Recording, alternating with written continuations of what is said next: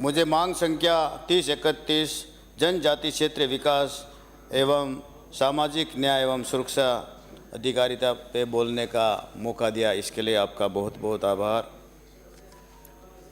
सभापति महोदय, जो जिस प्रकार से जनजाति क्षेत्र में जो कांग्रेस सरकार पूर्ववर्ती में एक भी कोई बजट दिया नहीं और फिर भी वो वाहवाही करते हैं कि हमने इतना दिया, 1500 करोड़ की घोषणा भी कहाँ गया। लेकिन 1500 करोड़ की जब घोषणा हुई थी उनको ये पता नहीं है आंकड़े कहाँ से ले आते हैं। माहवाड़ी खोली जा रही है, हेडपंप लग रहे हैं, अन्य एनीकटों के बजट सारे लग रहे हैं, मंत्री जी काम कर रहे हैं। और कभी कभी ये भी बात कह देते हैं कि ये धर्म कोड। मेरे को इस बात की बड़ी पीड़ा होती है और विपक्ष में आकर के कांग्रेस के लोग तो कभी इस प्रकार धर्म कोड में 2003 से विधानसभा सदस्य में आ रहा हूँ, कभी भी इस प्रकार की चर्चाएं नहीं हुई कि आदिवासियों का धर्म कोड क्या है। ये अंग्रेजों ने पता नहीं क्या करके गए कि आदिवासियों का धर्म कोड कोई अलग है। आदिवासियों का कोई धर्म कोड नहीं है। आदिवासी परंपरागत हिंदू है और वो सदियों से हिंदू है और गर्व से कहता है कि हम हिंदू हैं, कोई उसका कोड नहीं है। मैं इस बात का जिक्र करता हूं कि जो हमेशा विपक्षी इस बात का जो घोर करे। और सभापति महोदय, आपके माध्यम से मैं भी सरकार से आप भी कहें कि जो अपने आप को जो आदिवासी हिंदू नहीं है वो बात करता है तो उसको जो टीएसपी क्षेत्र का जो फायदा है उसको हटा ही दिया जाए, क्योंकि वो दोनों धर्म में जाकर के दोनों फायदा क्यों ले, उसको इस चीज से हटाया जाए। जो अपने आप में वो हिंदू नहीं है, जो आदिवासी अगर एसटी में आता है और आदिवासी अगर हिंदू नहीं है उसको इस धर्म से उसको हटाया जाए। और आदिवासी से ही हिंदू बना है, आदिवासी से हिंदू है, अगर वो गर्व से कि हम हिंदू है तो उसको आदिवासी का फायदा दिया जाए। नहीं दिया है। आदिवासी अगर हिंदू है तो आदिवासी परंपरागत हिंदू है, उनको हिंदुओं का फायदा दिया जाए। आप बोल लिए ना, मेरा टाइम खराब ना करें। और जो कहते हैं कि हमारे जनजाति वो एसटी का जो आरक्षण को कम किया गया, तो इनको ये बताओ कि ये आरक्षण कब से कम हुआ। ये 2010-11 के अंदर इनकी सरकार थी, उस समय से पटवारियों की भर्ती में के अन्य जनरल और ओबीसी लगे तो वो तो लगेंगे ही, क्योंकि इन्होंने गड़बड़ कर दिया। तो वो तो इनको ही पूछो। जिस प्रकार से जनजाति में मैं मंत्री महोदय जी को भी कहूँगा कि मैं मांग करूँगा कि हमारे जनजाति क्षेत्रों के अंदर जो बाकर बेल्ट आता है उसमें हॉस्पिटल नहीं है, तो वहाँ हॉस्पिटल जनजाति बजट से खोला जाए, ये मैं मांग करता हूँ।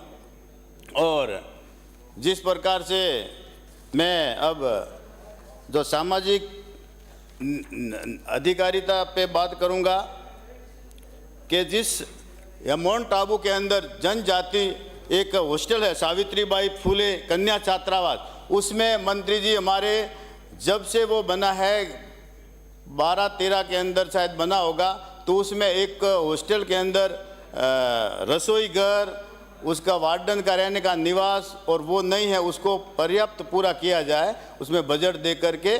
और पिंडवाड़ा तहसील के अंदर जनजाति का छात्रावास नहीं है, लड़कियों का भी नहीं है, लड़कों का नहीं है, इसलिए छात्रावास भी खोला जाए, तो मैं इसकी मांग करता हूं।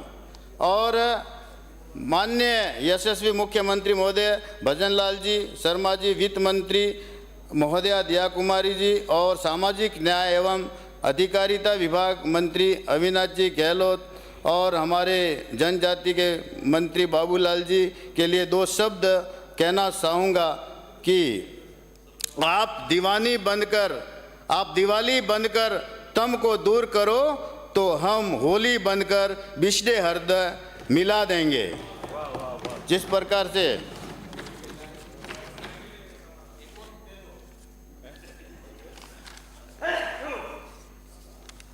इतना समय नहीं है मेरे पास में, अब देखो 5 मिनट होने वाली है। इसके अलावा अंबेडकर टीबीटी योजना के अंतर्गत जिला मुख्यालय पर अकादमी संकाय के अध्ययन करने वाले बच्चे जो किराए का कमरा लेकर रहते हैं, उन छात्रों को राज्य सरकार द्वारा 2000 रुपये की आर्थिक सहायता प्रदान की जाती है। इस योजना का वार्षिक लक्ष्य 5000 से 10,000 किए जाने की मांग करता हूं। इसके अतिरिक्त अकादमी के साथ साथ व्यावसायिक पाठ्यक्रमों को जोड़ा जाए तथा स्नातकोत्तर का अध्ययन करने वाले विद्यार्थियों को भी सम्मिलित किया जाए। इसके अलावा मैं सभापति महोदय कहना चाहता हूं कि राज्य भर के बेरोजगार दिव्यांगन को रोजगार से जोड़ने के लिए ई रिक्शा स्वरोजगार योजना की शुरुआत की जाए ताकि दिव्यांगन को जीवन में रोशनी लाई जा सके। साथ ही मैं सरकार का ध्यान ज्ञापित करता हूं कि उन्होंने मुख्यमंत्री बाल संबल योजना के माध्यम से ऐसे बच्चे जो लाइजाज बीमारी से ग्रसित हैं उसके परिवार को आर्थिक संबल प्रदान किया है। मैं सरकार को उन सभी युवाओं दिव्यांगनों की ओर से भी धन्यवाद देना चाहता हूं जो मुख्यमंत्री दिव्यांगन स्कूटी योजना के अंतर्गत लाभान्वित हुए हैं। स्कूटी योजना की पहल माननीय मुख्यमंत्री महोदय की दिव्यांगनों को अमूल भेंट की है। इसलिए मैं अपनी सरकार की अभी जो कल घोषणा हुई थी उसके लिए मैं धन्यवाद देता हूं सभापति महोदय के जो कल बजट का रिप्लाई दिया था। इसमें स्वरूपगंज कालंद्री से 19 किलोमीटर के लिए चौड़ाईकरण 25 करोड़ की घोषणा की। इसके लिए मैं मुख्यमंत्री और अपने वित्त मंत्री का बहुत बहुत आभार करता हूं पूरी जनता की ओर से। शिवेरा